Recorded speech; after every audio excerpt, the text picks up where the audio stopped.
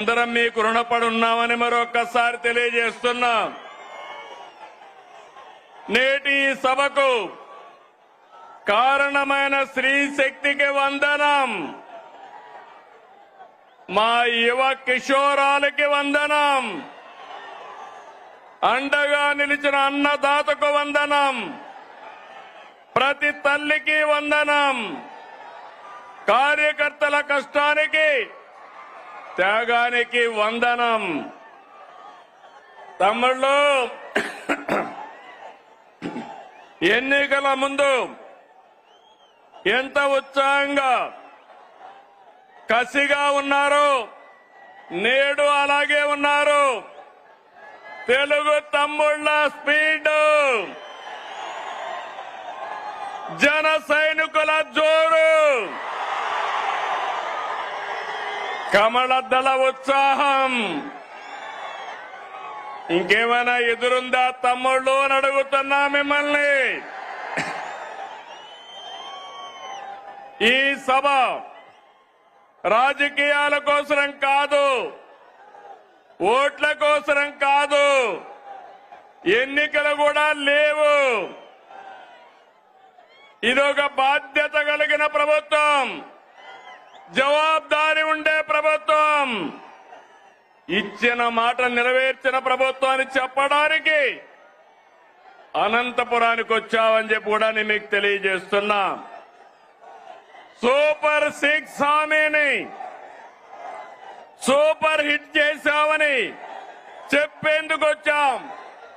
మీ ఆశీర్వాదం, మీ భాగస్వామ్యం కోసం ఇక్కడికి వచ్చామని నేను మీకు తెలియజేస్తున్నా.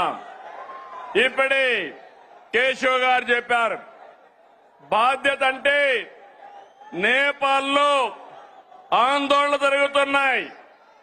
అక్కడ ఆందోళన జరిగితే 200 మంది తెలుగు వాళ్ళు అక్కడ చిక్కుకుపోయారు. ఆ సమయంలో ఎవరైతే హెచ్ఆర్ మినిస్టర్ ఉన్నాడో లోకేష్ గారిని రియల్ టైం గవర్నెన్స్ లో ఉండి మానిటర్ చేయమని ఆదేశాలు ఇచ్చాను. ఇది జవాబుదారీతనం అవునా కాదా అని మిమ్మల్ని అడుగుతున్నా. సంక్షేమం అంటే ఓట్ల రాజకీయం కాదు.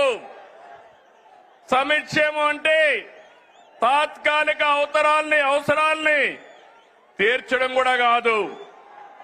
సంక్షేమం అంటే పేదల జీవితాలు మారాలి. పథకాలు అంటే పేదల జీవన ప్రమాణాలు పెరగాలి.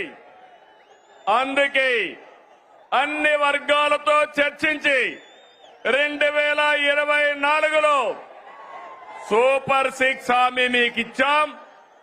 ఇంకొక పక్క 2023 మే నెలలో 28వ తారీఖున రాజమండ్రిలో మహానాడు జరిగింది.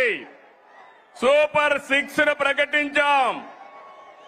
అదే సమయంలో కూటమి మేనిఫెస్టో కూడా ఇచ్చి మేమందరం కూడా సమిష్టిగా కష్టపడి ఇవన్నీ కూడా నెరవేర్చడానికి ముందుకు పోతున్నాం. 2004 ఎన్నికలు చరిత్రను తిరగా రాశాయి. తమిళలో కని ఇని ఎరుగని రీతిలో 57% ఓట్లేశారు. 94% స్ట్రైక్ రేట్ వచ్చింది. 164 సీట్లు గెలిపించారు.